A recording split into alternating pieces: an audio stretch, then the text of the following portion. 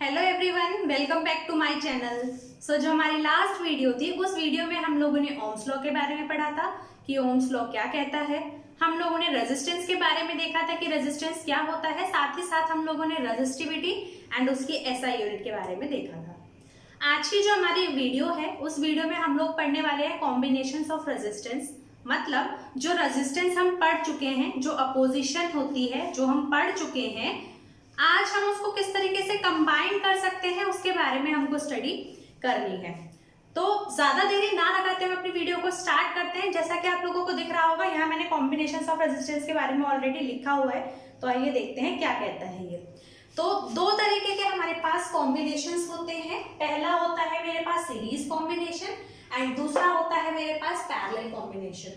भाई सीरीज का क्या मतलब हुआ? सीरीज का मतलब हुआ एक के बाद एक, एक के बाद एक, सीरीज वाइज है। मतलब जैसे आपका एक रेजिस्टेंस ये है, फिर क्या होगा दूसरा रेजिस्टेंस, देन तीसरा, इस तरीके से, मतलब जॉइंट एक दूसरे से।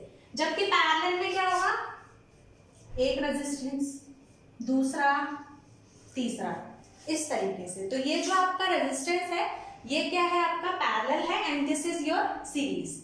नेक्स्ट है हमारा सीरीज कॉम्बिनेशन। हम सीरीज को डीपली स्टडी करते हैं, देखते हैं सीरीज कॉम्बिनेशन क्या कह रहा है।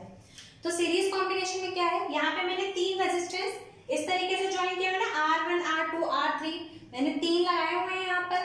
तो ये जो कॉम्बिनेशन है आपका, ये क्या है आपका सीरीज कॉम्बिनेशन है। ये कॉम्बिनेशन क्या है आपका, ये कॉम्बिनेशन है आपका सीरीज कॉम्बिनेशन। इसमें आप देखिए मैंने यहाँ R1 लगाया हुआ है, यहाँ R2 है एंड यहाँ R3 है। अब एक बात ध्यान दीजिएगा, इस बैटरी से जो वोल्टेज निकलने वाली है, जो करंट निकलने वाला है, वो पूरे में सेम रहेगा या नहीं रहेगा? बिल्कुल रहेगा। तो हम लोग कह सकते हैं कि सीरीज कॉम्बिनेशन में करंट कैसा रहता है, सेम रहता है। करंट क्या रहेगा मेरा, I कैसा रहने वाला है, सेम रहने वाला है। मतलब जितना करंट मेरा R1 में जाएगा, उतना ही करंट मेरा R2 में जाएगा एंड उतना ही करंट मेरा R3 में जाएगा। तो I जो है वो मेरा डिस्ट्रीब्यूट नहीं होने वाला, बंटने नहीं वाला। अब क्या होगा भाई, हमें पता है कि यहाँ से हम अगर V नेट निकाले तो क्या होगा, यहाँ से V निकला होगा, कुछ V1 यहाँ ड्रॉप हो जाएगा, V2 यहाँ ड्रॉप हो जाएगा एंड V3 यहाँ ड्रॉप हो जाएगा। लेकिन भाई बैटरी ने जितना पोटेंशियल दिया, उसे तो उतना ही पोटेंशियल वापस चाहिए, वो तो उससे कम में मानेगी नहीं। तो इसके पास कितना है, V नेट पोटेंशियल है। तो बैटरी ने भाई V नेट दिया है और बैटरी को तो V नेट ही वापस चाहिए। तो V नेट किसके इक्वल होगा, अगर मैं इन तीनों को ऐड कर दूं उसके, तो V नेट किसके इक्वल है, V net is equal to V1 plus V2 plus V3। तो V नेट किसके इक्वल है, V net is equal to V1 plus V2 plus V3। अब मैंने आप लोगों को ओम्स लॉ पढ़ाया था, उसमें मैंने आपको क्या पढ़ाया था, लास्ट ही वीडियो में हमने ओम्स लॉ पढ़ा है। अगर आप लोगों को याद नहीं है तो लिंक डिस्क्रिप्शन बॉक्स में मिल जाएगा, जाइए एंड जाकर पढ़िए कि ओम्स लॉ क्या कहता है। तो यहाँ से हम ओम्स लॉ को अप्लाई करते हैं। तो ओम्स लॉ के हिसाब से V किसके इक्वल होता है हमारा, IR। ये फॉर्मूला पढ़ा हुआ है ना हमने, लास्ट ही वीडियो में पढ़ा था। तो भाई मैंने क्या कहा, I तो सेम रहने वाला है, तो I तो सेम रहा, फर्क किस में आएगा, R में। तो यहाँ पे अगर मेरा V नेट है तो यहाँ पे भी क्या आएगा मेरे पास, R नेट आएगा। सिमिलरली यहाँ I तो सेम ही रहने वाला है, लेकिन क्योंकि यहाँ पर V1 है तो रेजिस्टेंस भी कौन सा आ जाएगा, R1। ऐसा क्यों, क्योंकि V1 जो पोटेंशियल है वो ड्रॉप हुआ होगा R1 के अक्रॉस, इसलिए। सिमिलरली यहाँ मेरा IR2 है तो यहाँ मेरा V2 है तो ये R2 के अक्रॉस रहा होगा, तो मैंने IR2 लिख लिया। V3 है तो IR3 हो गया। अब आप एक बात ऑब्जर्व करना, इन तीनों में I कॉमन आ रहा है, इन तीनों में I कॉमन आ रहा है, तो मैंने कॉमन निकाल लिया। भाई इज इक्वल टू के इस तरफ भी I है, इज इक्वल टू के इस तरफ भी I है, तो I से I कैंसिल आउट हो गया या नहीं हुआ? इस वाले I ने इस वाले I को कैंसिल करके 1 बना दिया या नहीं बनाया? जी बिल्कुल बना दिया। तो R नेट किसके इक्वल आ गया, R नेट मेरा इक्वल आ गया R1 plus R2 plus R3 के। तो जो मेरा सीरीज कॉम्बिनेशन होता है उसमें रेजिस्टेंस का फॉर्मूला क्या होता है, उसमें रेजिस्टेंस का फॉर्मूला होता है R net is equal to R1 plus R2 plus R3। ये क्या है, यदि मुझे सीरीज कॉम्बिनेशन दिया हो तो मैं निकाल सकती हूँ। जैसे कि इसको एक एग्जांपल के थ्रू समझाती हूँ। मान लीजिए यही आपके पास सर्किट है, इसमें वो कह रहा है ये 2 ओम है, ये 3 है एंड ये 5 ओम है, ठीक है। उसने कहा बताइए टोटल रेजिस्टेंस कितना रहा होगा। तो आप क्या करेंगे, सिंपली 5 + 3 8, 8 + 2 10, डायरेक्ट आप क्या करेंगे, आर नेट कितना रहा होगा मेरा 10 ओम। कैसे पता चला भाई, R1 में R1 की वैल्यू डाल दी, R2 में R2 की वैल्यू डाल दी एंड R3 में R3 की वैल्यू डाल दी। ऐसा नहीं है ये 3 तक भी वैलिड है, आप अप टू n इसे लगा सकते हैं, कितने भी रेजिस्टेंस हम लगा सकते हैं। तो अगर मैं इसे डॉट करके Rn कर दूं तो वो भी वैलिड होगा। सो ये था हमारा सीरीज कॉम्बिनेशन। नेक्स्ट देखते हैं, नेक्स्ट जो हमारा कॉम्बिनेशन है वो है पैरेलल कॉम्बिनेशन। तो जैसा आपको दिख रहा है ना, मैंने क्या किया हुआ है, यहाँ पे पैरेलल बनाया हुआ है, ये तीनों क्या है, एक दूसरे के पैरेलल है। मुझे कैसे पता चला पैरेलल है, देखो ये एंड ये आपस में कभी मिलने नहीं वाले। तो जो चीजें इस तरीके से हों, जो कभी आपस में ना मिले, वही मेरे क्या कहलाते हैं, वही मेरे पैरेलल कहलाते हैं। तो यहाँ पे मेरा क्या चीज सेम रहने वाला है, पोटेंशियल डिफरेंस मेरा सेम रहने वाला है। लेकिन भाई आई यहाँ तक तो आई आ गया, आगे जाके क्या हुआ ना, उसे 3 रास्ते दिख गए, आगे जाके उसे 3 रास्ते दिख गए। तो वो बेचारा 3 अलग अलग रास्तों में चला गया। तो यहाँ पे कुछ I1 आ गया, यहाँ कुछ I2 आ गया एंड यहाँ आपका I3 आ गया। लेकिन भाई जितना करंट निकला उतना ही वापस चाहिए। तो I नेट किसके इक्वल होगा, I1 ये वाला करंट, I2 ये वाला करंट एंड I3 ये वाला करंट। अगर मैं तीनों को ऐड करती हूँ तो वो I नेट के इक्वल होगा। अगेन हम लोग ओम्स लॉ लगा रहे हैं। ओम्स लॉ क्या कहता है, ओम्स लॉ कहता है भाई V = IR। अगर यहां से I की वैल्यू निकालो तो I = V/R। और मैंने बताया, क्या बताया कि पैरेलल में पोटेंशियल डिफरेंस तो सेम रहना है। भाई V तो मेरा सेम रहेगा, बताया ना मैंने, V क्या रहेगा मेरा, सेम रहेगा पैरेलल में। तो भाई V तो V रहा, लेकिन अच्छा बाय में R नेट क्यों, क्योंकि I मेरा इक्वल होता है V/R के। तो V/R नेट हो गया।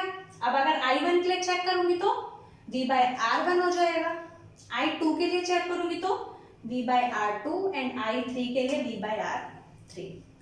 अगर आप फिर से गौर फरमाएं तो इन तीनों में से V वापस से क्या आ रहा है, कॉमन आ रहा है, ले लीजिए कॉमन। तो इस वाले V से ये वाला V क्या हो जाएगा, कैंसिल आउट हो जाएगा एंड कैंसिल आउट होकर आपको रिजल्ट मिल जाएगा 1।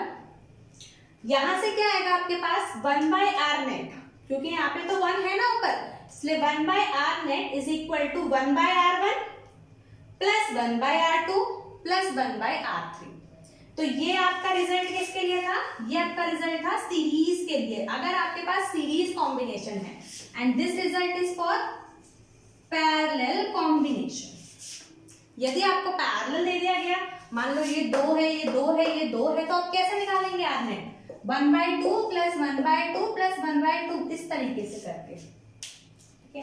ऐसा नहीं है कि ये यहीं तक वैलिड है, अप टू Rn ये भी वैलिड है। एंड एक बात यहाँ पे जो आपको ऑब्जर्व करनी है, सीरीज में जो आपका R नेट निकलता है वो सबसे बड़े वाले से भी बड़ा निकलता है। सीरीज में जो R नेट निकलता है वो सबसे बड़े वाले से भी बड़ा निकलता है। कहने का मतलब है, यहाँ मैंने 5 लिया था, ठीक है, जब मैंने ऐड किया ना तो मेरा आंसर 10 ओम आ रहा था। तो हुआ क्या, सबसे बड़ा रेजिस्टेंस तो 5 ओम का था, लेकिन जो मेरा R नेट आया वो सबसे बड़े रेजिस्टेंस से भी बड़ा आया था। लेकिन यहाँ क्या होता है, पैरेलल में आपका क्या होता है, जो रेजिस्टेंस है, जो R नेट है, वो सबसे छोटे वाले से भी छोटा आता है। ऐसा क्यों, क्योंकि आप रेसिप्रोकल करते हैं क्लास जाकर इसका, तो भाई सबसे छोटे वाले से भी छोटा आता है। अब भाई जो आपका रेजिस्टेंस है वो क्या है, छोटा है, तो भाई रेजिस्टेंस छोटा है, इसका मतलब करंट तो ज्यादा फ्लो करेगा, अपोजिशन कम है ना, तो करंट ज्यादा फ्लो करेगा।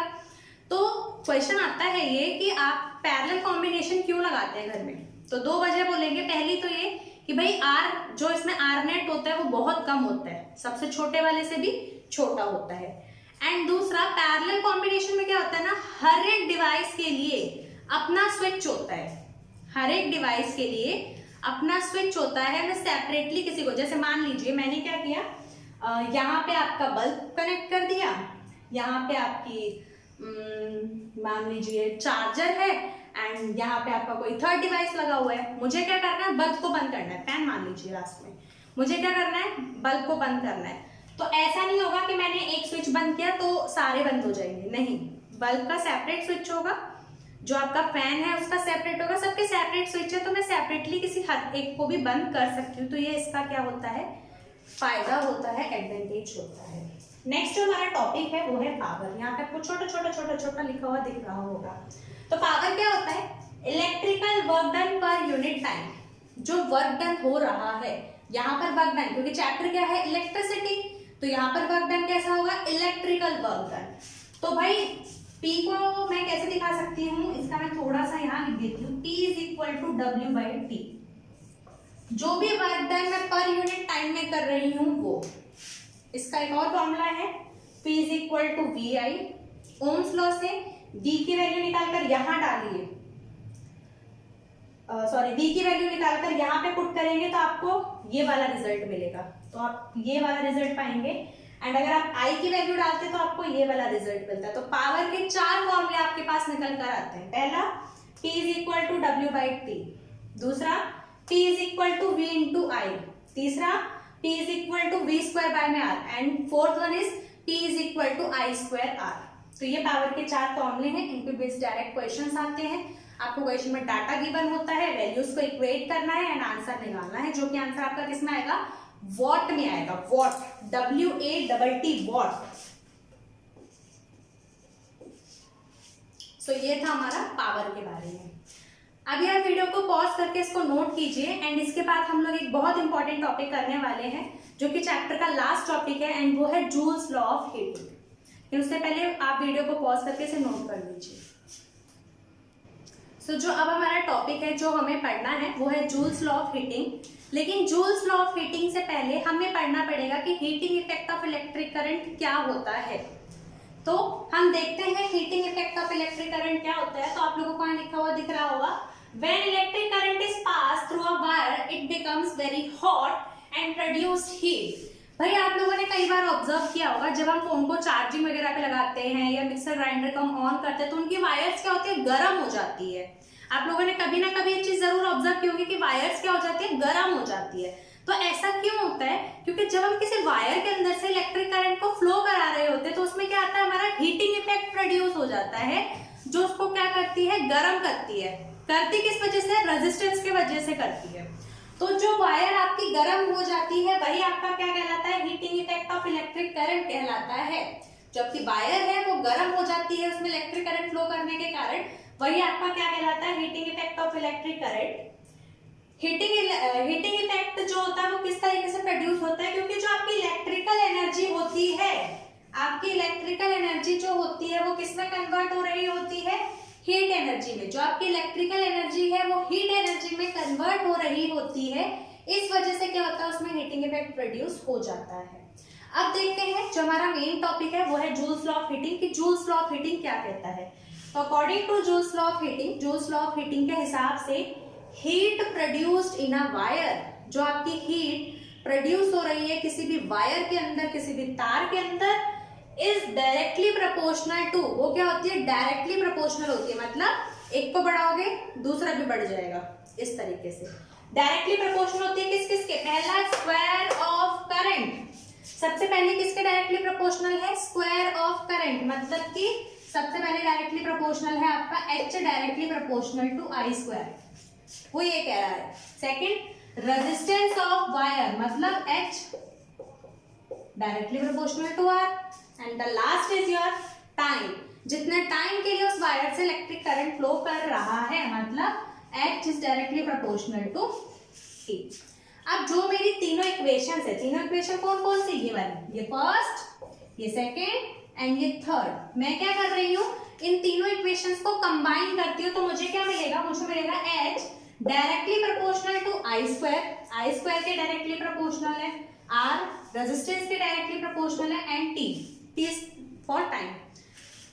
प्रोपोर्शनलिटी को कांस्टेंट में बदलती हूँ, तो यहाँ से मेरे पास हीट का जो फॉर्मूला निकल कर आता है वो होता है H इक्वल टू I²RT। तो ये आपके पास फॉर्मूला निकल कर आ जाता है किसका, जो आपकी हीट प्रोड्यूस हो रही है किसी भी वायर के अंदर, जब आप उसके अंदर से करंट को फ्लो करा रहे हैं। अब क्योंकि ये क्या है, एनर्जी है, इलेक्ट्रिकल एनर्जी तो हीट एनर्जी में कन्वर्ट हुई थी, एंड एनर्जी की ऐसा तो जो यहाँ पर आपकी हीट प्रोड्यूस हुई है इसकी एसआई यूनिट भी क्या हो जाएगी, इसकी एसआई यूनिट भी जूल हो जाएगी। अब देखते हैं ये जो हमने हीटिंग इफेक्ट पढ़ा इसका एप्लीकेशन कहाँ पे है, कहाँ पे हमारे यूज होते हैं। तो पहला एप्लीकेशन है heating effect of current is utilised in the working of electrical heating appliances. आपके घर में जितने भी हीटिंग अप्लायंसेस हैं, फॉर एग्जांपल हीटर है, माइक्रोवेव है, इस तरीके के जो भी हैं वो क्या है आपके इलेक्ट्रिकल हीटिंग अप्लायंसेस कहलाते हैं। वो सब आपके किस पे वर्क करते हैं, हीटिंग इफेक्ट पे वर्क करते हैं। Next, heating effect is used in electrical fuse for protecting household appliances.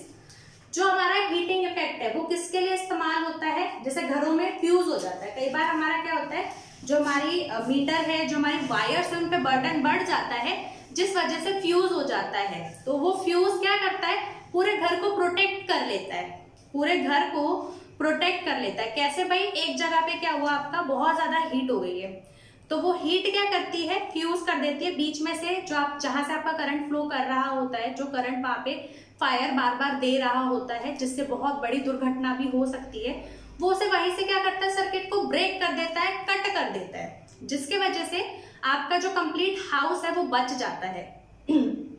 तो यहाँ पे भी इसका यूज होता है, इसे ही हम फ्यूज कहते हैं कि हमारा फ्यूज हो गया है। सो यहीं तक हमें इस चैप्टर में पढ़ना था, ये इस चैप्टर की एंडिंग है। आई होप यहाँ तक का कंसेप्ट आप लोगों को क्लियर रहा होगा। अगर आप लोगों को ये वीडियो पसंद आई हो तो इसे लाइक करें, जितना ज़्यादा हो सके उतना ज़्यादा शेयर करें एंड चैनल को सब्सक्राइब करना बिल्कुल भी ना भूलें। Thank you so much.